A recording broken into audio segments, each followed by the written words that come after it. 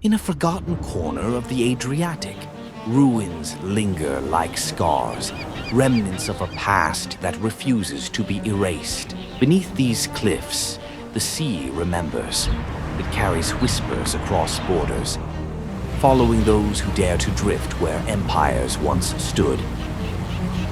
Stone walls speak in silence, watching the sky long after the battles have faded. From the ground, they seem broken. From above, they become stories carved in stone. Then, out of the past, rises Dubrovnik, a city shaped by time, yet still unbroken. Step back and you'll see the hidden tapestry, islands, mountains, and memory. Even where silence reigns, life moves, quietly threading paths between stone and sea.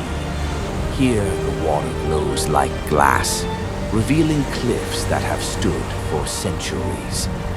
Spin the world once more, and let the past unfold beneath your wings.